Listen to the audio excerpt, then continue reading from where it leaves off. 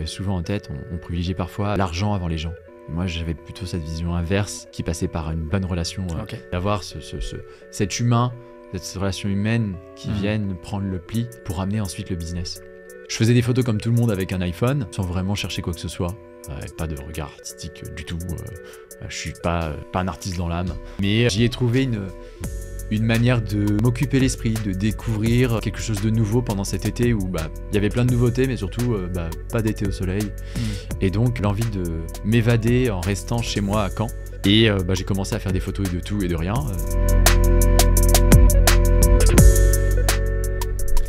Mon invité du jour devrait être banquier aujourd'hui s'il n'avait pas fait un choix radical il y a quelques années, passé par la Société Générale, le Crédit Agricole, le Crédit Mutuel. Son quotidien est passé des euros à l'apéro, des assurances-vie à la gastronomie, des placements aux condiments. Ouais, je fais beaucoup de poésie aujourd'hui, je suis d'humeur. Vous l'aurez compris, mon invité est un passionné de cuisine. Il est aujourd'hui photographe professionnel spécialisé dans la food, comme on dit maintenant. Et tout aurait commencé avec une vinaigrette. Il va nous raconter. Mon invité du jour est Guillaume Savary, alias le photographe du dimanche. Salut Guillaume. Hello, hello. Ça va ? Plutôt bien, plutôt bien. Je vois que le sujet a été révisé. Ouais, t'as vu, on bosse. J'ai eu un bon déroulé de mon CV. Alors, putain, c'est dingue comment on passe de la banque à la bouffe, quoi. C'était pas une simple pirouette pour le coup, puisque comme on peut se tutoyer, bien évidemment. Bien sûr. Puisque comme tu l'as décrit, il y a eu un passé en finance et des études et un investissement personnel dans cette belle aventure, dans cette très belle et riche expérience que fut la banque et la finance.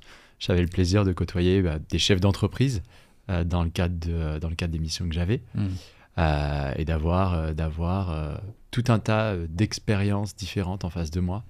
La food n'était jamais bien loin puisque j'ai fait un peu d'agriculture, puis je suis revenu sur l'agroalimentaire. Quand tu dis que tu as fait un peu d'agriculture, c'est-à-dire ? J'ai eu un poste de chargé d'affaires agricoles quand j'étais au Crédit Mutuel. Quand je suis arrivé, c'était mon tout premier poste après mes études. Donc tes clients étaient essentiellement des agriculteurs. Exactement. Et c'était un environnement que je connaissais pas. Pour moi, un agriculteur, c'est bateau et c'est con à dire, mais c'était le mec qui sortait sur la route avec son tracteur, qui sortait de son champ, qui en foutait partout et qui m'empêchait d'avancer. Si je devais vulgariser. Tu te rendais pas compte que c'était aussi le mec qui te mettait de la bouffe dans ton assiette ? Pas tant. Il y a eu des rencontres qui ont un peu changé mon prisme, notamment la rencontre avec certains exploitants qui ont pris le temps surtout de m'apprendre en fait leur métier pour que je puisse mieux le comprendre. Moi, j'avais une vision purement financière, mais j'avais pas forcément une vision opérationnelle. Je connaissais pas le matériel, ni leurs contraintes, ni leurs enjeux. Et le fait d'apprendre leur métier avec eux et par eux, ça m'a permis de, je pense, gagner un peu de temps déjà pour faire le boulot que j'avais à faire. Et puis de savoir leur parler, savoir aussi ce qu'eux ont à me dire, les comprendre plus facilement. Et c'était très enrichissant et on se retrouve avec des personnes qui ont une vraie sensibilité, un amour pour ce qu'ils font. C'est des passionnés, c'est des gens passionnants aussi.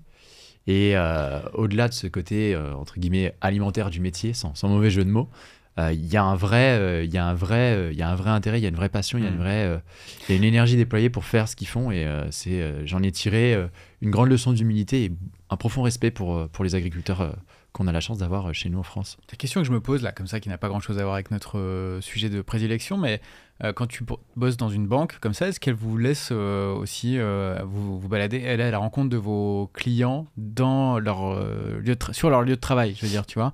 Est-ce que c'est quelque chose qui est encouragé, aménagé, tu vois ? Ça faisait partie intégrante même de nos missions. Okay. On avait la liberté et on nous poussait à aller dehors, que ce soit pour aller prospecter sur le terrain, ou aller à la rencontre de nos clients chez eux, sur leur site de production. Ça permet déjà de pouvoir se projeter plus facilement dans leur activité et de voir quels sont leurs enjeux, quelles sont leurs problématiques, et d'avoir des réponses en face via des financements, via d'autres produits, puisqu'une banque ne fait pas que de la banque en 2024.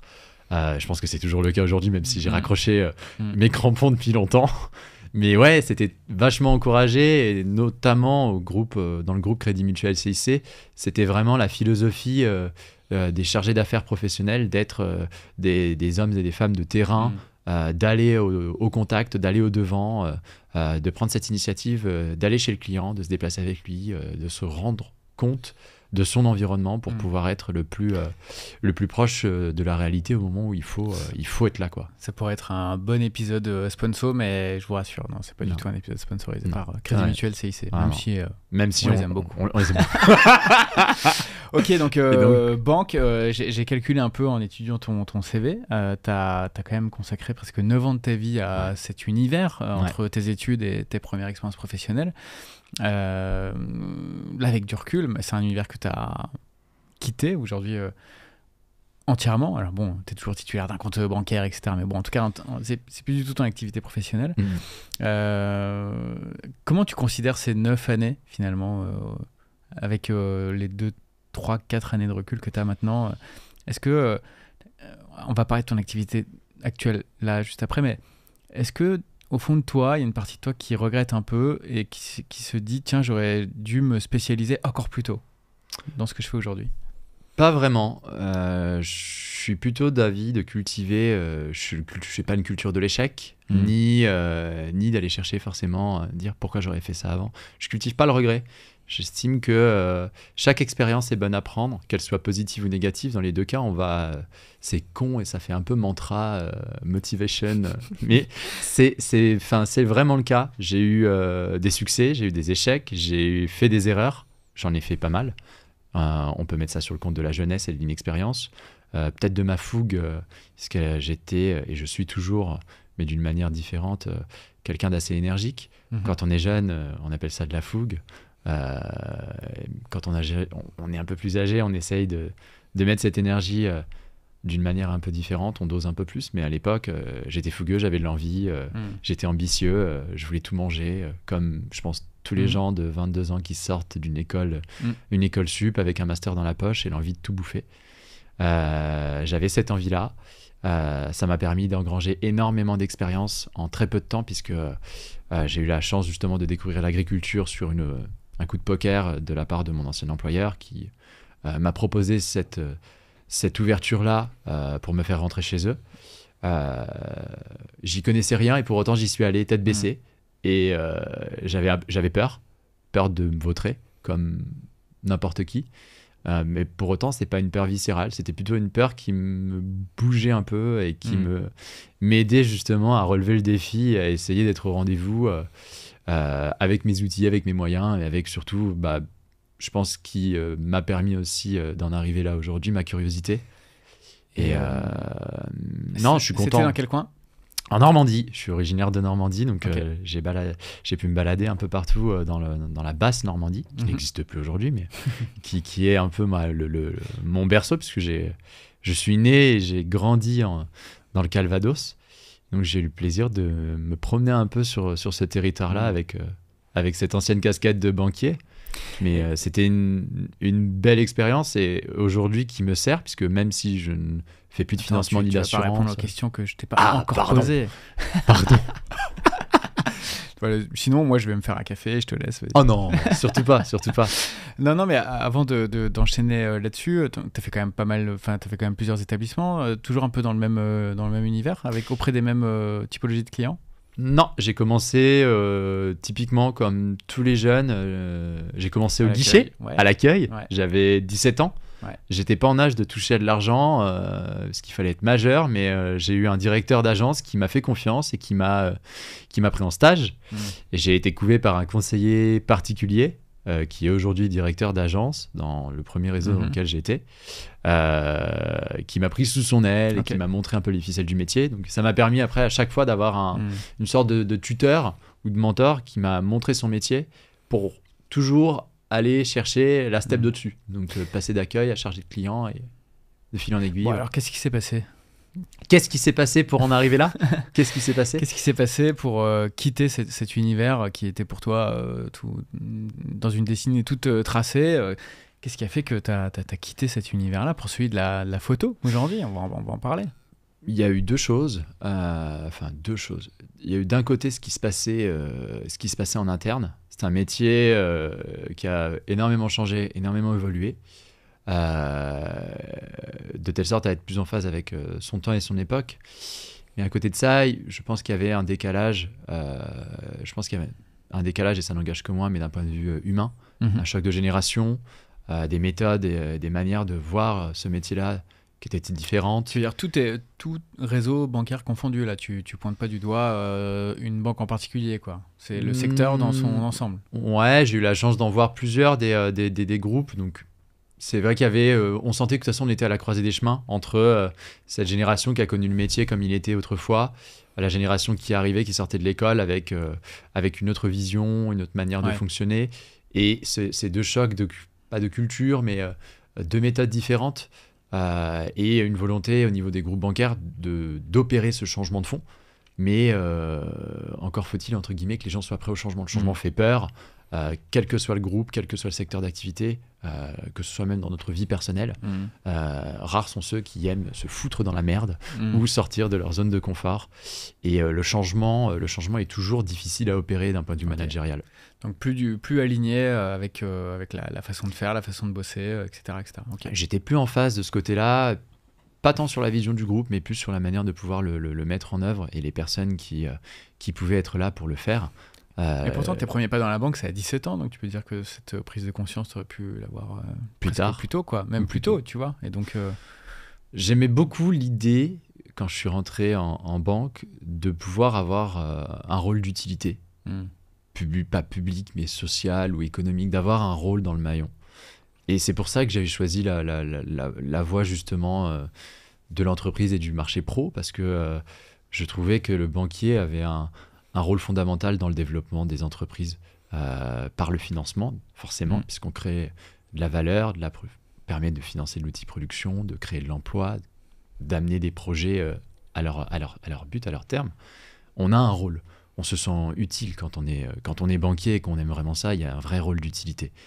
Ce rôle d'utilité, aujourd'hui, je parle aujourd'hui, mais je n'y suis plus, mais ce qu'il en était, c'était une casquette très commerciale, très commerçante. On est commerçant, on tient un fonds de commerce. Mais le commerce allait peut-être prendre parfois trop le pli sur cette notion d'utilité pour le professionnel qu'on a en face de soi. On devient marchand, on devient vendeur de produits et de services, et on a tendance à... C'est un terme que j'avais souvent en tête, on privilégiait parfois l'argent avant les gens. Et moi, j'avais plutôt cette vision inverse qui passait par une bonne relation avec son client, et de mettre pas de social, mais d'avoir cet humain, cette relation humaine qui vienne prendre le pli pour amener ensuite le business. Et donc... En parallèle de ça, tu développes une passion pour la photo, alors que tu étais encore en banque. Tu nous racontes tes premiers pas avec la photo, et puis tu vas nous reparler de cette vinaigrette aussi. J'ai toujours pas compris. J'ai toujours pas ce qu'il y a dedans. Et fin de master, CDI en poche, changement de vie, fin des études, plein de choses positives, mais pas de vacances, puisque quand on démarre un boulot, les congés, quand on démarre en juin, on s'assoit dessus. Et je découvre avec l'appareil photo de la petite sœur de mon ex-nana un terrain de jeu que je ne connaissais pas. C'est-à-dire que je faisais des photos comme tout le monde avec un iPhone, sans vraiment chercher quoi que ce soit. Pas de regard artistique du tout. Je ne suis pas un artiste dans l'âme. Mais j'y ai trouvé une manière de m'occuper l'esprit, de découvrir quelque chose de nouveau pendant cet été où y avait plein de nouveautés, mais surtout pas d'été au soleil. Et donc l'envie de m'évader en restant chez moi à Caen. Et j'ai commencé à faire des photos de tout et de rien, de faire des belles merdes aussi, clairement. Voilà. Mais avec ton iPhone ou avec l'appareil Et je me suis acheté à l'époque, c'était un Canon... Bon, cet épisode n'est pas sponsorisé par Canon. Mais vas-y, tu peux citer toutes les marques que tu veux. J'avais un Canon 80D. Okay. Un 700D. J'avais acheté ce petit pack avec un boîtier, un objectif et un petit sac à dos et une carte SD pour la modique somme de, je sais plus, 300 ou 400 balles. Et j'ai acheté un petit réflexe tout con. J'ai commencé à faire des photos avec le mode automatique, comme tout le monde. Je sais pas pourquoi, je trouvais que c'était pas assez bien. J'avais envie d'autre chose, donc j'ai changé de boîtier. J'ai pris un Canon 80D à l'époque et un petit trépied à côté. Et de là, j'ai commencé à à faire des choses un peu différentes. Tu photographiais quoi? De la rue, de la gens, déco, non? des gens, de tout, de rien, de découvrir la pause longue. Donc de sortir la nuit alors qu'il fait -10 pour aller faire des photos de la grande roue devant l'hôtel de ville avec les voitures qui passent pour faire des effets de filet. Je trouvais ça un peu magique. Puis de découvrir, je fais de la photo de mariage. J'ai fait des pack shots. Tu as payé pour ça? Pour la photo de mariage? J'ai été payé pour les photos de mariage. Je prenais des tout petits cachets à l'époque, forcément. Ouais. Non, mais c'est pas évident quand t'as pas de track record, comme on dit. Comment t'as chopé ton premier client de photo de mariage? J'imagine que le premier, tu l'as fait gratos, non? Même pas? Non, j'ai dû prendre un petit billet, je m'en rappelle plus sa date. C'était en 2016, je dirais. 2016, 2017. Ouais. J'avais commencé comme ça.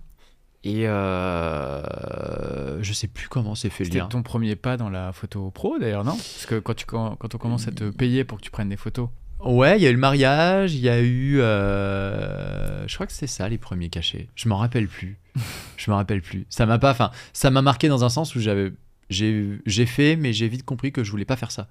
Non, parce que c'est intéressant, juste cette bascule, parce que tu tiens, jusqu'à présent c'est une passion, tu fais ça pour ton propre compte, et quand on commence à te donner de l'argent pour pratiquer quelque chose qui te passionne, je trouve que c'est un point de bascule qui est pas neutre quand même. Ça veut dire que, tiens, j'ai peut-être un petit truc quand même, si des gens sont prêts à payer pour faire appel à mes services.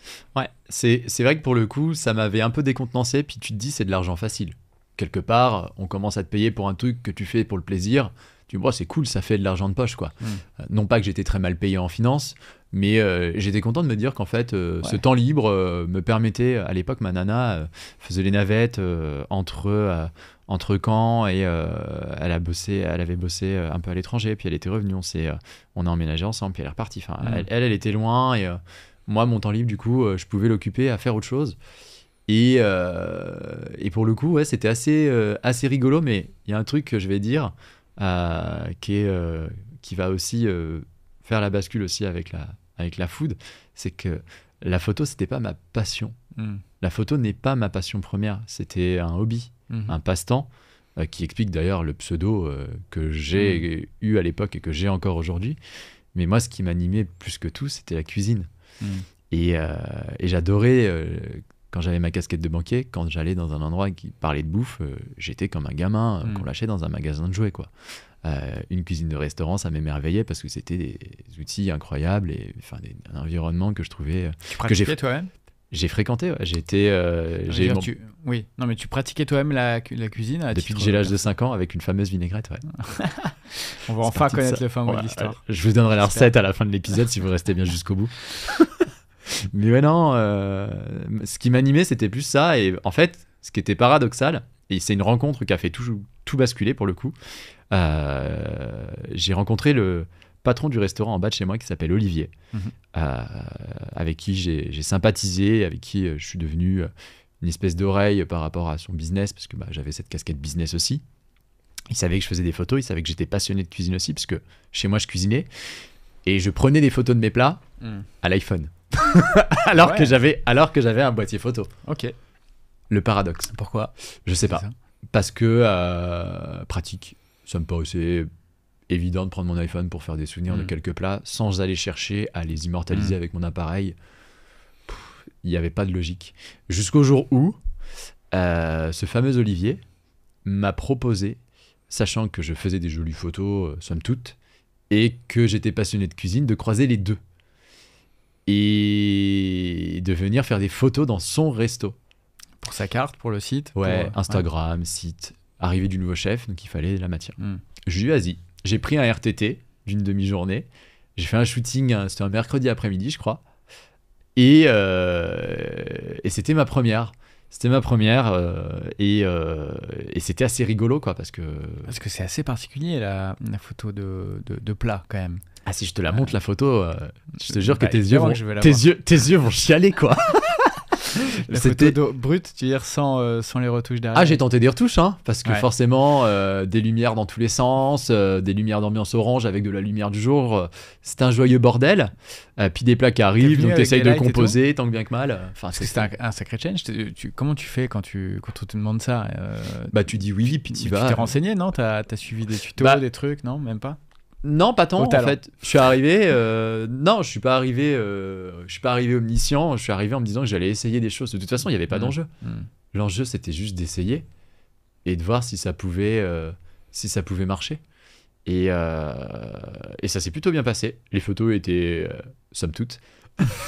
mais pour le coup, étaient suffisamment sympas pour qu'Olivier me propose de venir faire ça plus régulièrement et de prendre en main les comptes Instagram du restaurant.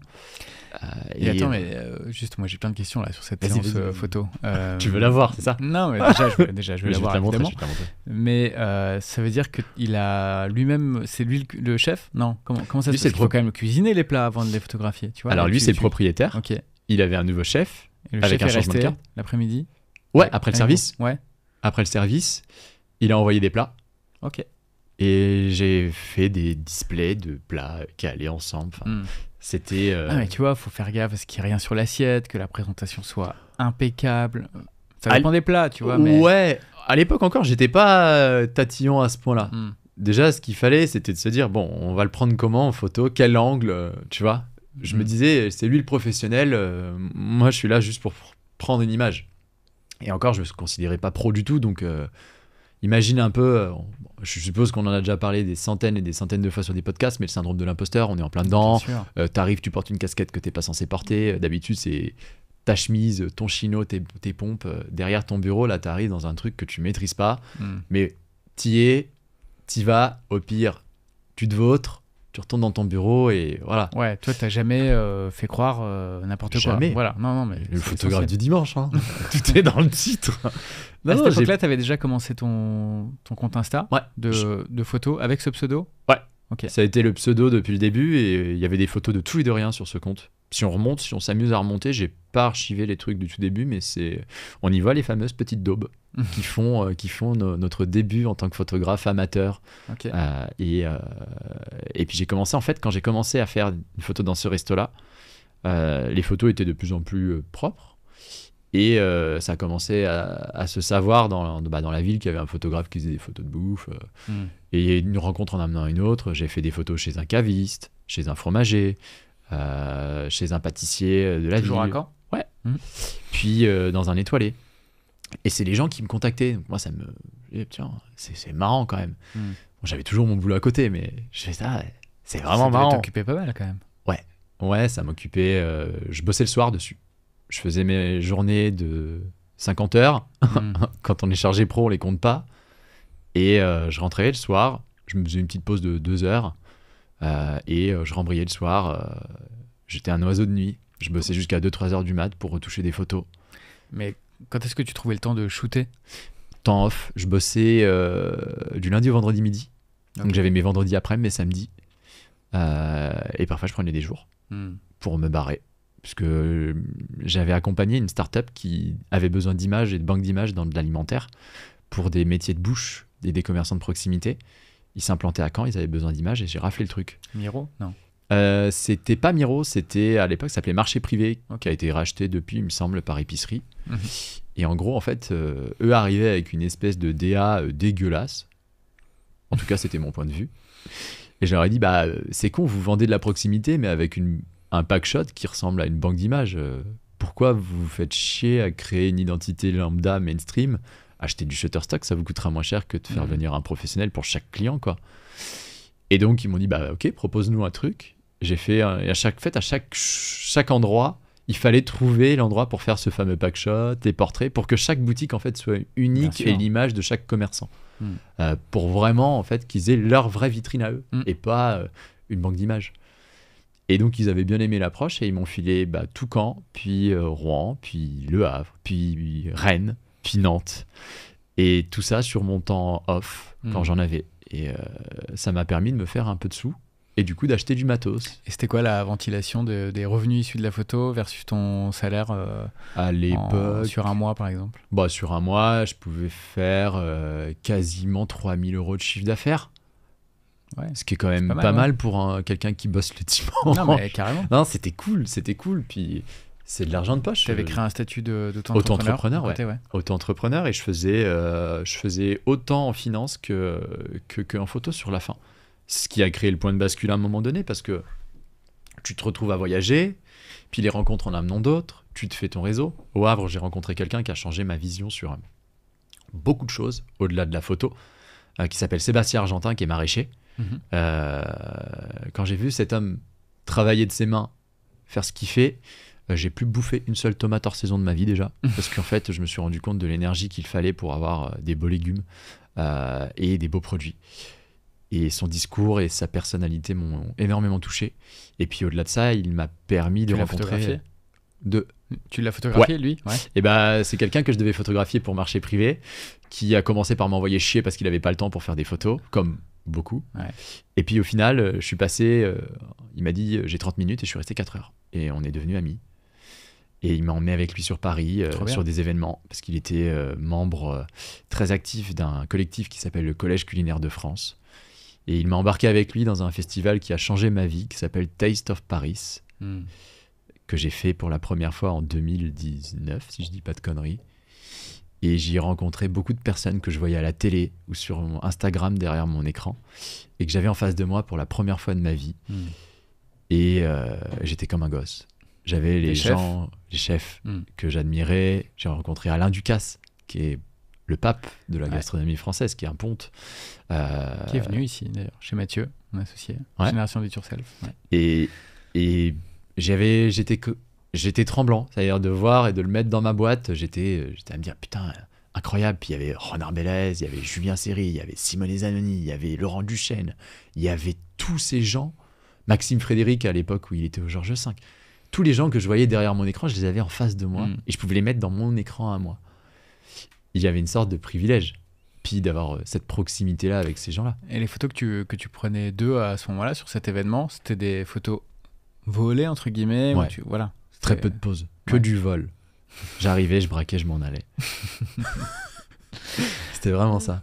T'en faisais quoi? C'était pour toi, quoi? Je l'ai diffusé sur mon Insta, parce que il a très vite basculé sur la food, et je racontais ces histoires de reportage quand je me baladais, quand je disais que j'étais dans une ville, que j'allais faire ci, que j'allais faire ça. Je racontais ma vie de photographe du dimanche, qui vivait une drôle d'histoire à faire des photos d'autres jours que le dimanche, et qui voyageait, bougeait, était payé pour ça. Rencontrer des gens, faisait des restos. Quand j'allais au resto, je faisais comme n'importe quel foodie. Je prenais mon appareil, je braquais, je prenais des photos des plats, je faisais des posts. Et donc je me suis dit, je vais faire la même chose. Je vais les mettre dans ma caméra, et puis je vais faire des stories et des posts de Taste of Paris. Et ces gens-là ont porté de l'intérêt sur ce que je faisais. Notamment Julien Serry, qui était à l'époque le fondateur de Mania, qui était la pizza pliée en 4, qui faisait beaucoup de bruit à l'époque du côté de Pigalle, qui était un personnage haut en couleur. Je me rappelle d'une vidéo qui avait été diffusée sur Facebook, sur le réseau Démotivateur Food, où on le voyait foutre le feu à une pizza. Enfin, c'était... Puis tu voyais un barjo barbu. Moi, je me suis dit, il a l'air fou, ce mec.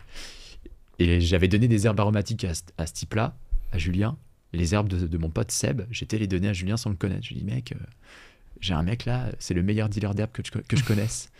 Ça l'a catché, et derrière, il y a un truc qui s'est créé. Idem avec quelqu'un qui aujourd'hui je considère comme une sorte aussi de papa et de frère, c'est Denis Imbroisi, qui est chef italien à Paris, que j'avais pris en photo pendant cet événement-là, mais plus que lui, c'est sa femme que j'ai pris en photo. Non pas parce que je la reluquais pas, hein. Denis, si tu m'écoutes, c'est pas du tout ça. Mais en fait, elle faisait un spectacle de danse.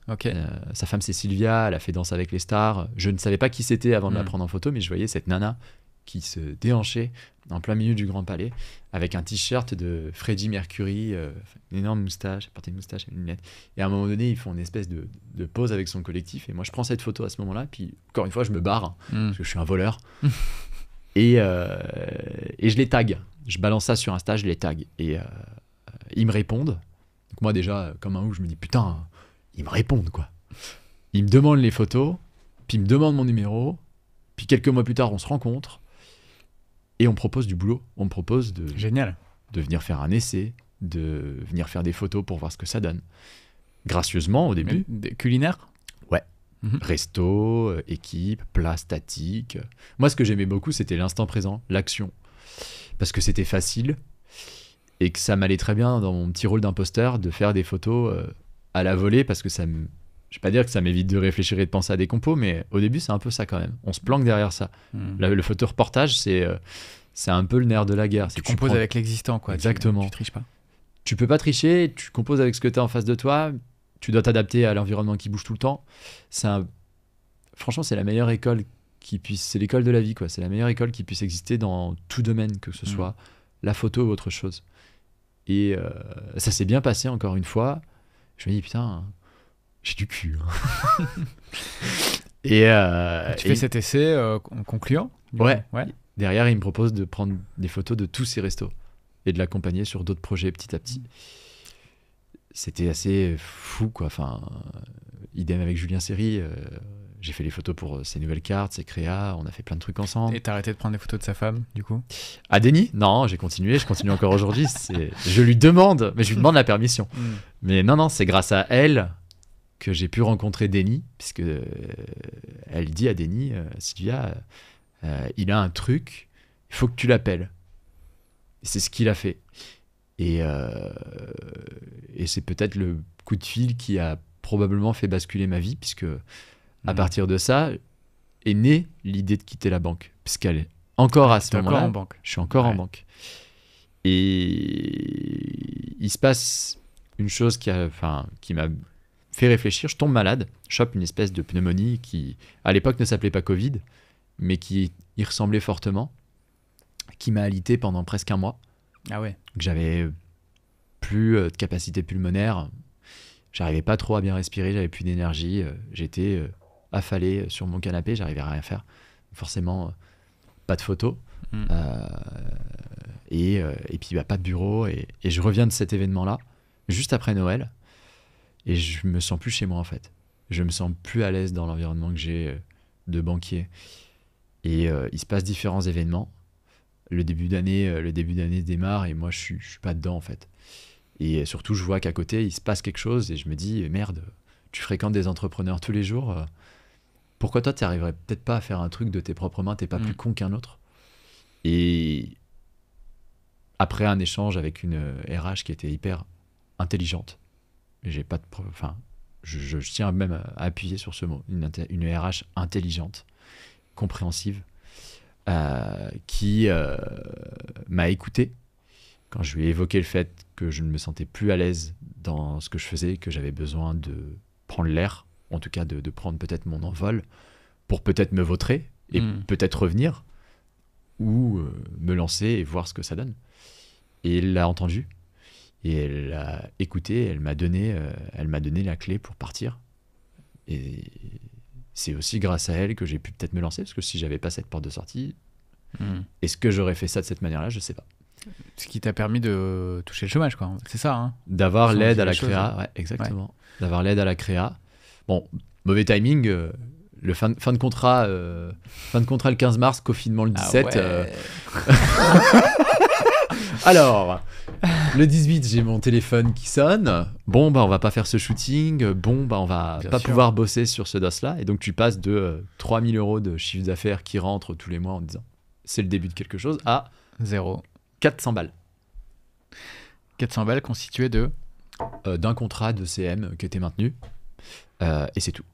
Ah ouais. Et pas de shooting, pas d'aide, pas de chômage. Parce que carence, parce que chèque de fin de contrat, mais c'est le capital sur lequel tu comptes pour te lancer, mais tu dois vivre dessus parce qu'il faut... Il y a un appart, il y a des crédits, il faut vivre. Et là, je me dis, bon... Très bonne entrée en matière. Ouais, compliqué. En même temps, si tu passes, tu peux dire aussi, si tu passes cette période, c'est bon. Après, t'es paré au pire des éventualités, tu vois. On s'est réinventé, on a réfléchi. Quand je dis on, je pense à toutes les personnes qui étaient dans la même situation que moi, à commencer par mon meilleur ami qui habitait juste au-dessus de chez moi, qui lui était dans une phase de création, qu'il a dû forcément mettre entre parenthèses. Et ouais, non, en fait, tu te dis, est-ce que j'ai pas fait la plus grosse connerie de ma vie? Et pendant un mois, j'ai connu ce que je pensais être un ovni pour moi. Ça me touchait pas. C'est le stress, l'angoisse, l'anxiété, les insomnies. J'ai fait tout dans un mois, à baliser, à retourner le problème de tous les côtés, à entendre mes proches me dire c'est pas raisonnable. Force est de constater que vu le timing et vu l'environnement qu'on a, ils ont raison. Mais jusqu'à preuve du contraire, on va aller au bout. Parce que de toute façon, foutu pour foutu, maintenant qu'on est dedans, on y est. Hein. J'ai quand même regardé les annonces de boulot pendant le confinement parce que j'avais vraiment peur de pas m'en sortir. Et puis au final, la bouffe m'a encore sauvé la mise, puisque sur une recette de carbonara, parce que je me suis mis à faire des recettes vidéo, puisqu'on avait que ça à foutre, j'ai fait comme tout le monde, j'ai acheté des pâtes et du PQ, sauf que je me suis dit que j'allais faire des recettes de pâtes qui vont un peu changer, ou en tout cas de prendre les bouquins de cuisine que j'avais chez moi, de les reproduire, de les diffuser, de faire des photos. Enfin, je me suis occupé comme je pouvais, en passant une bonne partie de mon temps en cuisine, et ça a payé, puisque ça a touché le cœur d'une Italienne qui m'a appelé via Instagram. Ok. On pourrait parler d'Instagram, parce que Instagram, il y a eu les rencontres, mais il y a aussi eu Instagram qui a eu un rôle fondamental dans toute cette histoire. Mais Instagram, encore une fois, m'a changé la vie, puisque cette Italienne était responsable de com d'un office de tourisme du côté de Pornic, où habite mon frère, le hasard, et me propose de venir passer l'été sur Pornic à faire des reportages rémunérés d'artisans, métiers de bouche ou pas, pour le compte de l'office. Et là, je me dis, trop bien. Et nourri, logé, blanchi. Bah, j'étais logé chez mon frère et défrayé avec des cachets qui étaient corrects, puisque là, je commence à avoir des reportages qui sont rémunérés à la demi-journée, entre 300 et 500 euros, je crois, de mémoire. Enfin, tu fais des journées à 1000 balles, quoi. Enfin, hors taxe, tu te dis, ok, cool. Puis tu vois des gens, des environnements. Tu travailles dehors. En cuisine, tu travailles à l'intérieur. Là, tu travailles dehors, en plein air, pour beaucoup de trucs. Ça a été dingue. Puis c'est une rencontre qui m'a touché, parce que cette personne-là, qui s'appelle Claudia, avec qui je bosse plus aujourd'hui, malheureusement, parce que elle est toujours dans cet office-là, mais il travaille plus de la même manière qu'autrefois. Ouais. Mais elle m'a fait grandir quelque part, parce que j'ai découvert encore quelque chose que je connaissais pas. Et c'était trop cool. Et puis ça me permettait de raconter encore des histoires sur Insta. Et pendant ce temps-là, tu avais quand même gardé tes contacts avec les chefs avec qui tu avais bossé juste avant le confinement, etc. Non ? Ils m'ont tous rappelé. Ok. À partir du moment où je me rappelle, le premier jour, Denis m'appelle, s'excuse de la situation et du fait de devoir arrêter temporairement, mais me dit que il m'avait fait une promesse quand il m'a proposé de venir intégrer son équipe et m'occuper des photos des restos. Il m'a dit, je t'ai donné ma parole que j'allais te faire bosser. Quand on reprendra et quand on sortira de cette crise, tu bosseras 2 fois plus pour rattraper le retard. Il a tenu sa parole, et bien plus encore. Et à l'image de ce qu'a fait Denis, de ce qu'a fait Julien à l'époque, et mes chefs aussi du côté de Caen, Alban, Yvan, m'ont tous appelé, m'ont tous rappelé. Ils sont tous venus. Déjà qu'on s'occupait pendant le confinement, on s'entraidait, il y avait une solidarité qui était en place.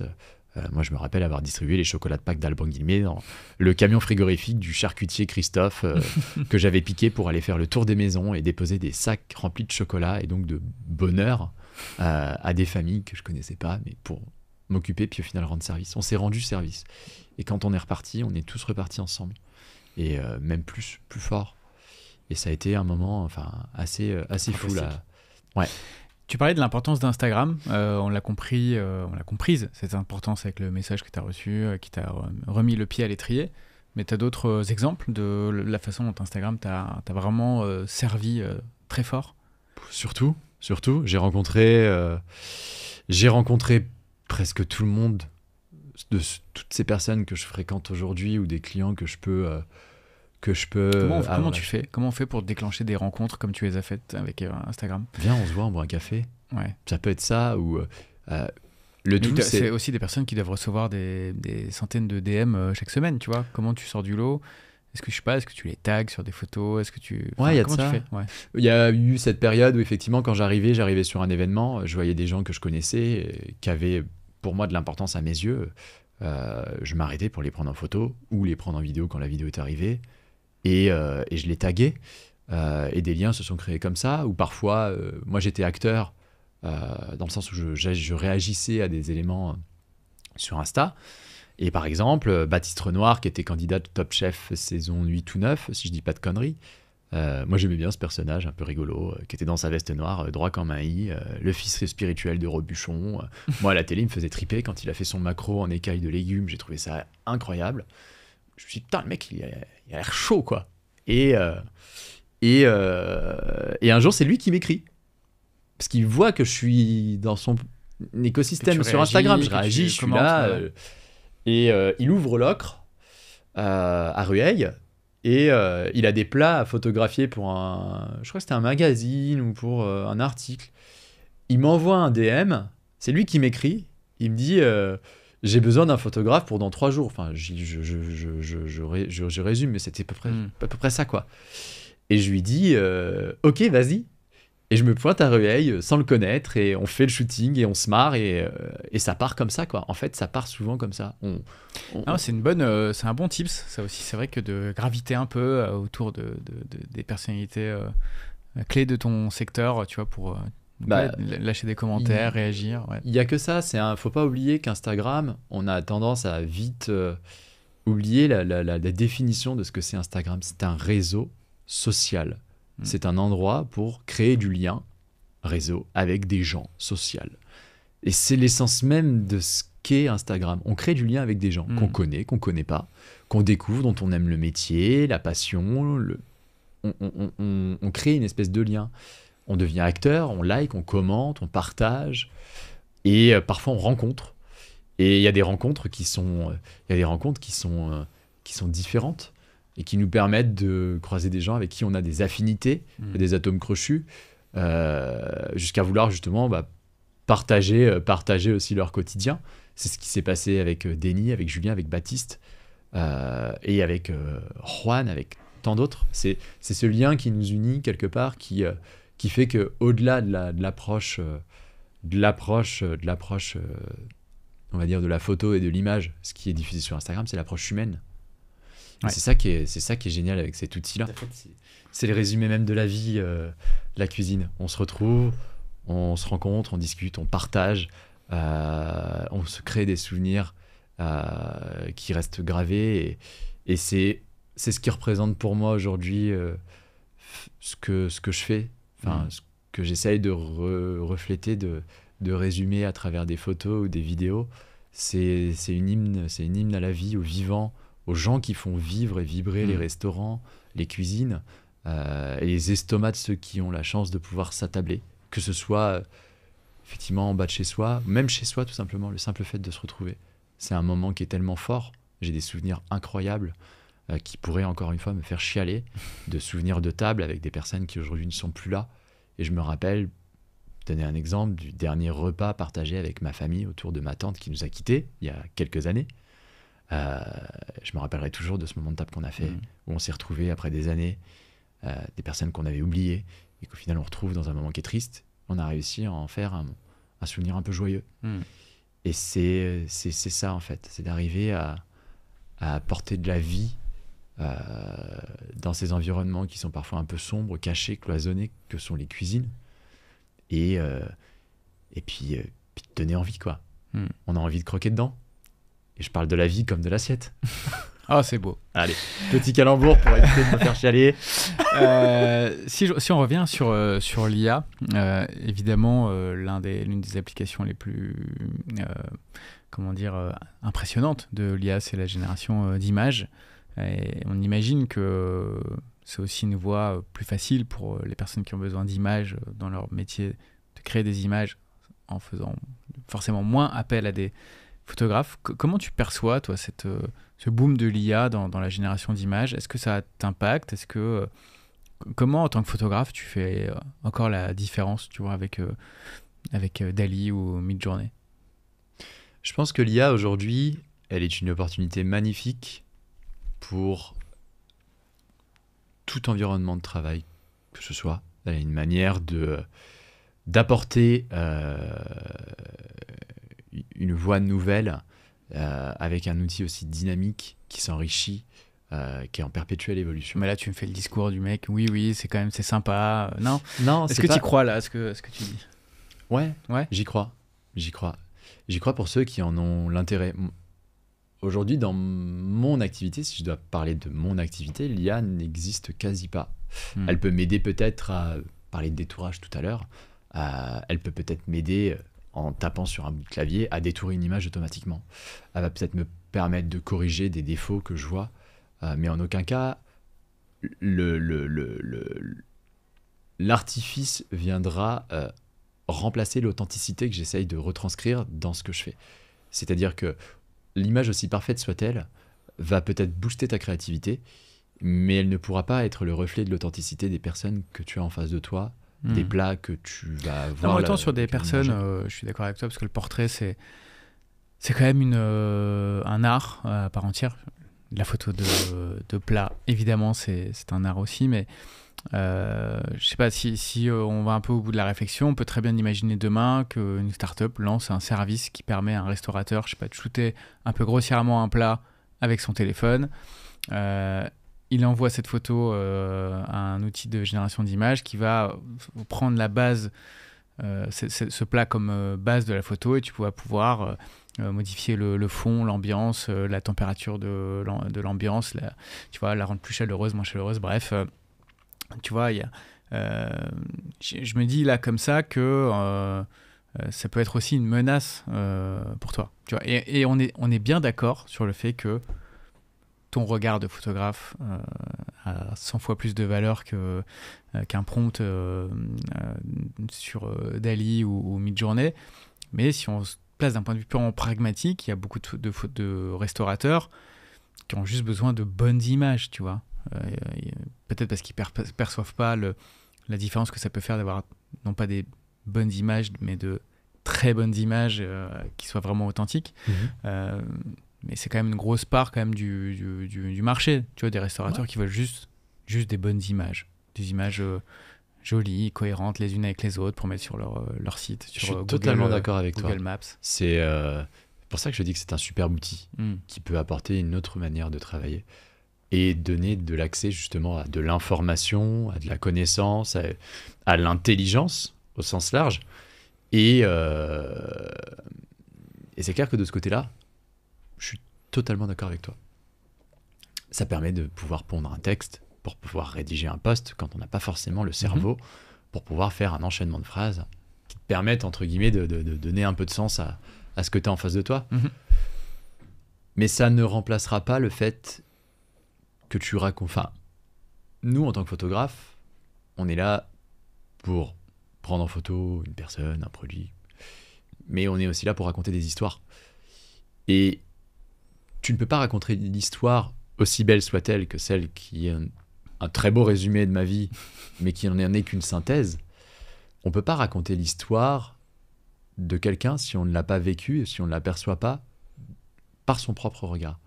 C'est-à-dire, pour ça, tout à l'heure, petit aparté, je t'ai demandé si la photographe t'avait posé des questions avant de te prendre en photo. Comment tu peux prendre quelqu'un en photo si tu ne sais pas qui il est en face de toi ? Ce qu'il aime, ce qu'il écoute comme musique. Tout ça, c'est une discussion qu'on a eue hors micro, mais je peux peut-être te raconter vite fait.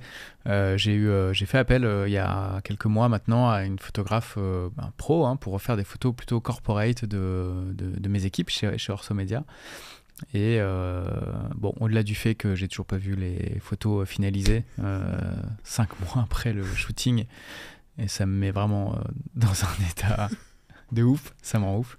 Elle me répond plus, ni à mes messages, ni à mes appels. Bref, mais c'est vrai que quelque chose qui m'avait mis la puce à l'oreille, c'est que déjà elle prenait des photos très rapidement. Enfin voilà, 1-2 photos par personne, tac tac, c'était vraiment de l'industrie. Et voilà, c'est pour ça que Guillaume évoque ce sujet-là aujourd'hui. C'est vrai que de pas connaître ton sujet, ce que tu fais, ce qui t'anime,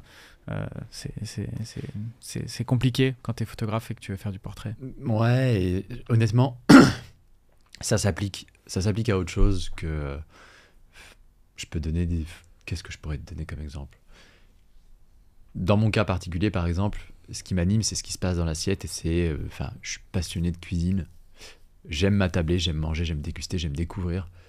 Et il est pour moi, par exemple, inconcevable de prendre une photo d'un plat sans le goûter, ou d'en parler avec le chef, d'en parler avec les personnes qui l'ont fait, et de pouvoir justement en voir la source pour comprendre qu'est-ce qui fait la différence, justement. C'est quoi ce truc en plus?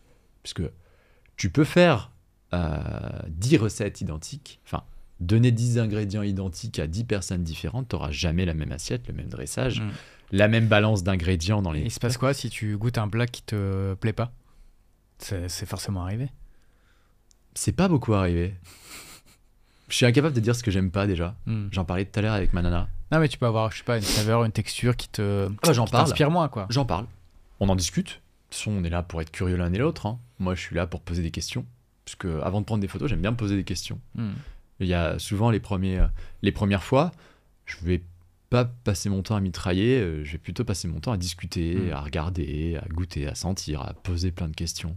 Chercher à comprendre un peu où je suis, ce que je fais, qu'est-ce que font les gens, quel est leur rôle, quelles sont un peu aussi quelque part leurs sensibilités, qu'est-ce qu'ils aiment écouter. J'aime bien savoir, par exemple, quand je vais faire des vidéos, qu'on me demande de faire des reels, que derrière je dois monter, mettre une musique. Je leur dis, t'aimes quoi? T'écoutes quoi? Pour essayer d'être vraiment un peu, pas dans leur tête, tu rentres un peu dans leur tête. Déjà, tu les braques avec une caméra, tu t'agresses un peu leur âme, tu les agresses moralement parlant, émotionnellement parlant, tu braques un objectif, tu voles un bout de leur âme en faisant ça. Enfin, tu viens leur prendre un bout d'eux. Et quitte à être transgressif, autant essayer de se rapprocher au plus possible de ce qu'ils sont, quoi. Et ça, l'IA, aussi intelligente soit-elle, elle n'aura pas cette authenticité-là. Et c'est ce qui fera la différence dès lors qu'on touchera à l'émotion. La cuisine, c'est de l'émotion. On touche avec... C'est un des rares arts qui a fait appel à quasiment tous les sens. C'est vrai. Et c'est ce qui fait encore, je pense, la différence aujourd'hui. On a cette capacité à pouvoir retranscrire quelque chose de multisensoriel au travers d'un regard, d'un micro. Et de cette manière de le faire prendre vie avec les contenus concrets. Si on revient un peu plus au réseau, donc tu es très présent sur Instagram, tu as une très belle communauté, tu es pas mal suivi. Moins quand même sur les autres plateformes, TikTok et autres. Comment tu l'expliques? Moi j'ai peut-être une petite idée sur la question, mais comment tu Alors je vais te donner ma version, puis tu m'expliqueras après derrière. Alors je prétends pas avoir la raison, mais j'ai peut-être une hypothèse. Vas-y. Je te le disais tout à l'heure, du coup, Instagram a changé ma vie et je continue et je continuerai, quel que soit mon niveau de following, mon niveau de revenu, la quantité de projets que j'amasse ou pas. Il y a aussi des périodes de creux. Je m'arrêterai jamais de l'alimenter parce que c'est ce qui m'a amené à faire ce que je fais aujourd'hui, et je rends et je continue de donner à Instagram ce qu'Instagram m'a donné, parce que je trouve que c'est un outil génial. J'ai cherché, je peux te donner plein d'exemples. Hier, j'ai balancé une story demandant si ma super commu avait des monteurs vidéo. J'ai 15 contacts. J'ai cherché un appartement sur Paris, je viens d'emménager dedans. C'est des exemples parmi tant d'autres. Il y a eu des rencontres qui ont été vraiment uniques. Et pour moi, Instagram, c'est un outil de travail qui est génial. C'est une vitrine exceptionnelle. Et pourquoi ça n'allait pas sur TikTok? Eh ben, je suis pas allé sur TikTok parce que je trouve. Alors, la petite histoire, c'est que la première fois que j'ai mis les pieds sur TikTok, on est en mars ou avril 2020, on est en plein confinement. Et j'ai perdu 2 heures de ma vie à regarder des vidéos de chats qui font les cons, parce que j'ai tapé chat lol sur la barre de recherche. J'ai cherché, je me suis tapé dessus. Attends, tu tapes le pire mot-clé qu'il faut taper dans TikTok. Mais ça m'a fait marrer. Si tu tiens à ton temps, quoi. Ah non, mais j'ai perdu 2 heures de ma vie, j'ai supprimé l'appli tout de suite. Et quand on me demandait si je faisais pas des TikTok, j'ai dit non, foutez-moi la paix avec TikTok, j'ai suffisamment à faire sur Instagram, et pour moi, je suis un acharné d'Insta. C'est une plateforme dans laquelle je crois toujours, quel que soit entre guillemets les courants qu'il y a pu y avoir, les phénomènes de mode. Je ne dis pas que TikTok ne m'a pas influencé dans la manière de produire certains contenus. Bien m'en a pris d'ailleurs d'écouter un peu trop ce qu'on me disait. De toute façon, le fonctionnement de l'algo d'Insta se rapproche de plus en plus de celui de TikTok. Il y a quand même beaucoup de similitudes. C'est dommage, parce que il y a rien de plus beau que de savoir cultiver sa différence plutôt que de rentrer dans le rang. C'est ça qui est intéressant sur Instagram. On suit des gens qui cultivent leur différence. Là, c'est l'artiste qui parle, c'est pas le banquier. Alors le banquier pragmatique, il dirait bah écoute, ton concurrent est cartonné avec ça, fais la même chose.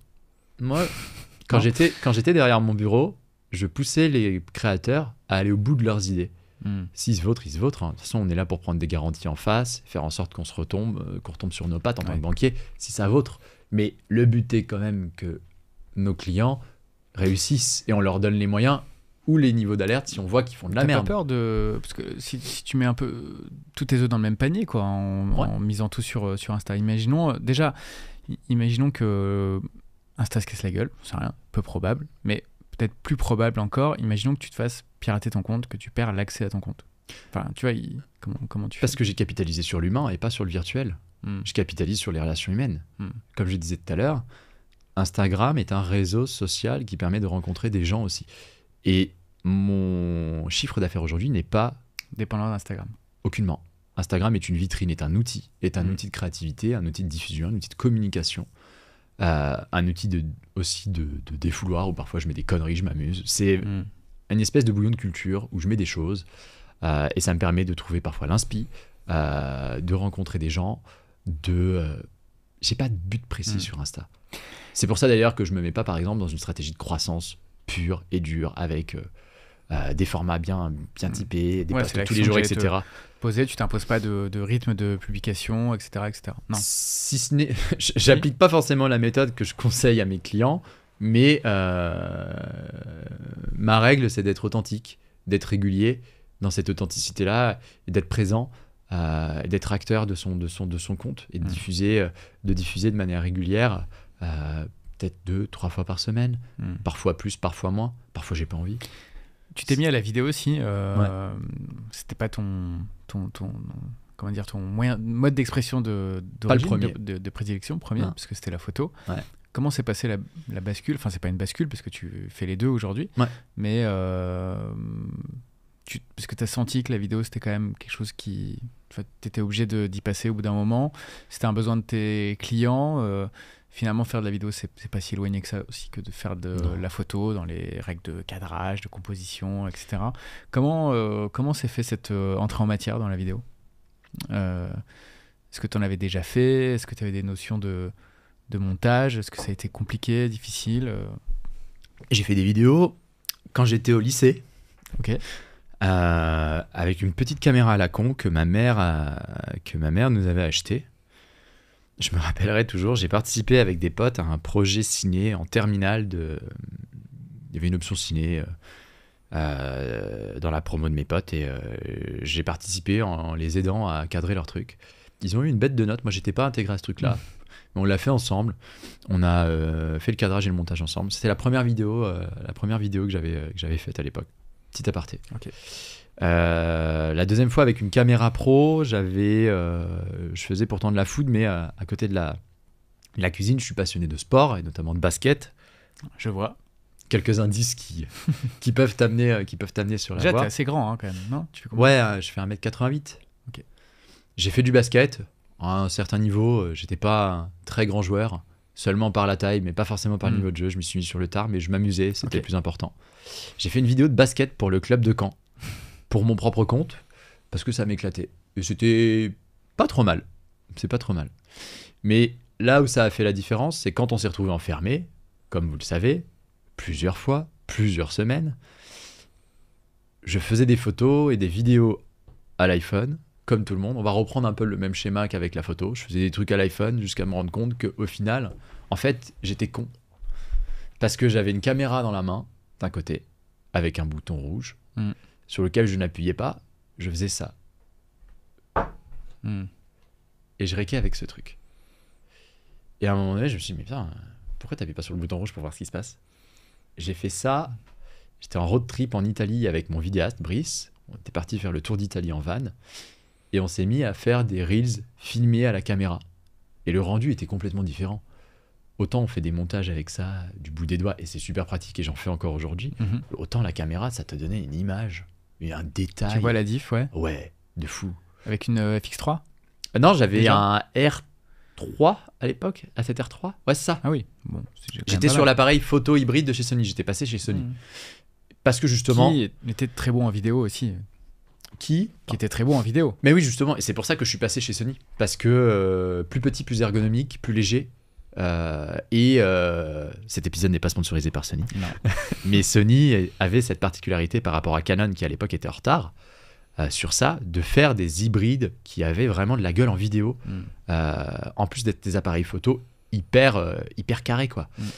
Et donc je pars en Italie. Rectangulaire, mais bon, ok. Rectangulaire, plein forme. Ouais, pour ceux qui ont la base. Et c'était très drôle, ça. Je suis pas sûr. Je suis pas sûr. On dira alors comprendra qui pourra. Ok. Mais du coup, la bascule s'est faite comme ça. Ce voyage avec cette caméra dans la main où on faisait un peu de contenu au téléphone, mais surtout on se sortait les doigts à faire des vidéos tournées avec le boîtier qu'on montait dans la foulée. Sur ordi ? Ouais. Et on diffusait nos aventures après derrière le lendemain en story et en post. Et on filmait tout avec la caméra. Et quand je suis rentré de ce voyage, je voyais Denis le lendemain. J'ai dormi. Je suis rentré d'Italie après 10 jours à vivre sommairement, on va dire. Donc, pour résumer, je rentre dégoulinant, transpirant, dégueulasse. Bref, j'arrive à l'hôtel dans une piole dont le lit faisait la taille de l'espace de vie que j'avais pendant 10 jours. Et le lendemain matin, je me lève à 6h parce que impossible de dormir. J'étais même à 2 doigts de chialer de redécouvrir cette notion de confort, alors que pendant 10 jours, j'ai vécu peut-être l'aventure la plus incroyable de ma vie. Et Denis me parle de ces vidéos qu'il a vues sur les réseaux en me disant « Mais c'est fou, faut que tu me fasses ça ». Et ça, plus Taste of Paris, encore eux, 2021. On est en septembre. Et en fait, cette fois-ci, je fais pas des photos. Enfin, j'en fais toujours. Mais cette fois-ci, je fais des vidéos journalières de mon festival avec ma caméra, pas avec mon iPhone. Je monte aussitôt rentré à l'hôtel, parce qu'à l'époque, je vivais à l'hôtel. J'avais pas d'appart. Je vivais à l'hôtel sur Paris. Et je montais ça dans la foulée, à l'image d'une boîte de prod qui couvrait le festival. Pour le son, tu faisais comment ? Au début, je faisais le micro interne du boîtier, donc autant dire un son de merde. Mais j'amenais de la dynamique avec de la musique, de la rythmique, un truc hyper vivant, dans le feu de l'action comme en photo, mais en vidéo. Et ça a plu à l'orga du festival. Vertical, évidemment. On arrive sur la période des Reels, tout le monde se met aux Reels, mais personne ne fait de Reels avec une caméra dans la food. On était parmi les premiers, je pense. Pas le premier, mais on était sans doute parmi les premiers. À l'époque, il y en avait qui faisaient avec des iPhones et tout. Nous, on s'amusait à essayer de construire des trucs avec des jolies images. Et c'est ce qui nous a vraiment fait décoller. Parce que depuis août 2021, enfin depuis septembre 2021 et ce Taste of Paris-là, il y a eu une telle vague de demandes de photos et de vidéos, parfois plus de vidéos que de photos, parfois au grand dam de mon premier amour. Mais c'est parti de ça, ouais. Ok, hyper intéressant. On a passé 1 heure déjà ensemble, ça passe vite. Qu'est-ce que dirait Guillaume le banquier à Guillaume le photographe si là t'allais le voir pour lui parler de ton projet de vie entrepreneurial? Si je devais faire ça de manière un peu caricaturale, vous n'auriez pas des projets à financer à tout hasard? Mais non, là, le fait est Qu'est-ce qu'il dirait le banquier? Le banquier, après bientôt 4 ans, non, un peu à l'image de ce que m'a dit la première personne que j'ai vue en banque pour parler de ce projet fou de créer un truc qui était ni de l'influence, ni de la photographie pure et dure, parce que j'avais ce côté un peu feu follet qui voulait un peu tout faire. Le rendez-vous qu'on avait eu avec la banquière à l'époque, de lui expliquer justement ce que j'avais dans ma tête, lui avait permis d'y voir clair, puis de me suivre sur les réseaux, de voir au final que c'était pas si con que ça. Mais je pense que le banquier dirait de continuer à croire un peu en la vie, hein, comme il te prêterait du blé, tu penses? Je pense qu'il me prêterait un peu d'oseille. J'aimerais bien. J'ai plein d'idées. Mais ouais, non. Parce que, tu vois, encore une fois, d'un point de vue purement pragmatique, financier, faire carrière dans la banque, ça t'assure un niveau de vie un peu plus confortable, en tout cas en termes je parle de risque, de part de risque, que devenir indépendant et d'avoir sa boîte qui produit des contenus dans la food, tu vois. Quand je suis parti du Crédit Mutuel, je suis parti sur une proposition sur une évolution de poste positive, avec une évolution salariale que j'ai refusée pour demander MADEM à la place. Enfin, négocier ma rupture. Donc je me suis assis sur le confort, mais j'ai acheté ma liberté. Et comment tu t'assures que ton équilibre de vie actuel, c'est-à-dire, voilà, je pense qu'aujourd'hui tu gagnes suffisamment, tu génères suffisamment de chiffre d'affaires pour en vivre. Totalement. Voilà. Comment tu fais, toi, pour rendre tout ça pérenne? Parce que j'imagine, ce qui m'intéresse, c'est ta vision de banquier aussi, tu vois. Comment, en tant que freelance, on fait pour assurer ses arrières, pour, je sais pas, investir une partie, tu vois. Parce que quand on est freelance, on est tout seul. Il faut qu'on fasse gaffe à sa trésor. C'est quoi les tips d'un freelance, créateur de contenu, qui a été banquier avant et en plus banquier pro? Le premier conseil que je donnerais, et c'est celui que je me suis appliqué quand je me suis lancé, et c'est celui que je donnais aux créateurs d'entreprises qui venaient dans mon bureau à l'époque, c'est de savoir que les 3 premières années sont les années les plus fondamentales. C'est-à-dire que quand on se lance, il faut se lancer à 200%, il faut se donner à fond pendant cette période des 3 ans. La première année, c'est l'année de lancement, la deuxième année, c'est l'année de développement, et la troisième, celle de consolidation. Au bout de ces 3 années-là, on peut se rendre compte si son modèle est viable ou si on fait de la merde, ou s'il faut vraiment rebasculer, revoir son modèle, ou changer complètement de voie, ne pas s'enliser. Mais pendant ces 3 années-là, faut pas compter ses heures, faut pas avoir peur de taper dedans, d'autant plus quand on a la jeunesse, parce que à l'époque, j'avais pas 30 ans, et faut se donner corps et âme, et essayer, oser échouer, réussir, rebondir, apprendre de tout ça, et se remettre en question tout le temps. Le créateur d'entreprise doit se remettre en question tout le temps, qui plus est quand il ne peut pas assurer ses arrières. Quand on est freelance, effectivement, et qui plus est quand on est sur quelque chose d'artistique ou d'intellectuel, on capitalise sur rien si ce n'est sur soi. Aujourd'hui, mon outil, c'est mes mains, mes yeux, ma tête, mais demain, si je dois revendre mon business, je ne le revends pas parce qu'il n'est pas tangible, il n'est pas valorisable. Il n'est valorisable que parce que je fais et ce que je produis. Donc c'est compliqué, en tant que banquier, de se dire comment tu assures tes arrières là-dessus si demain, tout s'effondre. Eh ben, tu vas taper aux portes pour trouver peut-être du boulot, tu te réinventeras. Ce qui fait que... T'as pas peut-être vocation demain à lancer une agence, enfin, tu vois, une boîte de prod Tu veux un spoil? Elle est créée. Ok. Mais dans laquelle tu peux embaucher des prestats, etc. Elle est créée depuis quelques mois. Ouais. Je te donne une vraie info parce que je ne l'ai diffusée et annoncée nulle part. Et c'est pas du bullshit. L'agence, elle est créée. Je me suis associé avec une confrère parisienne, photographe, avec laquelle on a décidé de créer l'agence qu'on avait envie de voir. C'est pas celle qui est venue nous shooter ici. Non. Le malaise. Pour des raisons de sécurité et de confidentialité, on ne donnera pas le nom de cette personne. Non, le postulat était de se dire comment on peut continuer à faire ce qu'on fait après la photo, après la prise de vue. Comment on peut accompagner nos clients, comment on peut continuer à devenir un incontournable dans ce qu'on fait sur d'autres domaines en s'entourant de personnes avec qui on a envie de bosser. Parce qu'on croisait ici et là des agences de com avec lesquelles on avait plus ou moins d'affinité. Bon, forcément, vu la tournée des choses, c'était moins que plus, pour se dire, et si moi, je tentais le truc? Et si moi, avec le réseau que j'ai, les gens que je croise, pourquoi je le fais pas? Puis là, tu crées quelque chose qui peut fonctionner indépendamment de ton nom, à terme. Ouais. C'est une agence que tu pourras revendre. Donc, quand on parle de comment on se constitue en tant que freelance un patrimoine et comment on fait grossir son activité, ça c'est une bonne option. Il y a cette option-là. Après, on essaye, donc cette agence-là qui existe depuis le mois de mars-avril. On a créé la société en avril. Pour l'info d'ailleurs, parce que je ne l'ai pas précisé, le modèle de freelance, à un moment donné, il passe par un changement de statut. J'étais auto-entrepreneur, j'ai changé de statut. Aujourd'hui, je suis en SARL, unipersonnel, pour la partie business, puisque j'ai suffisamment de chiffre d'affaires généré pour pouvoir faire cette bascule à un moment. Et c'est beaucoup plus intéressant pour moi, financièrement parlant, comptablement parlant, fiscalement parlant. Bien sûr.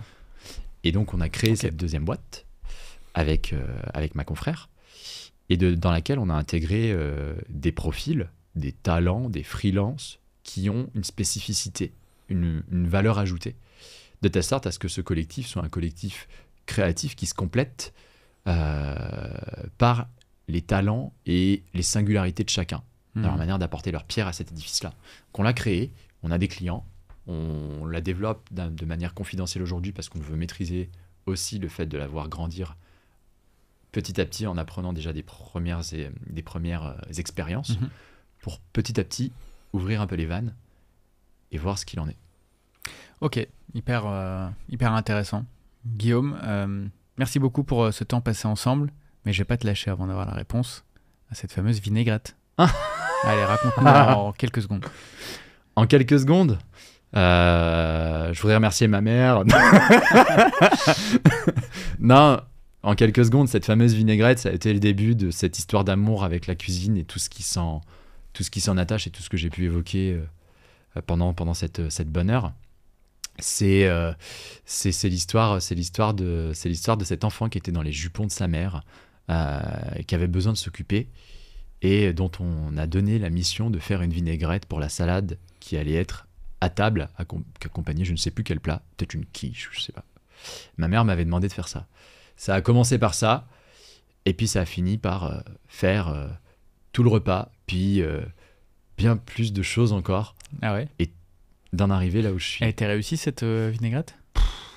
C'était une dinguerie, c'était un bloody boulga. Je mettais comme base forcément ce qu'on me montrait, donc moutarde, huile.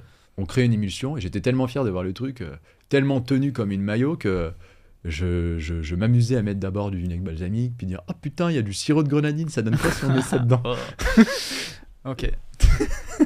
C'est ça l'histoire de la vinaigrette. Ok, on connaît enfin le fin mot de l'histoire. Ouais.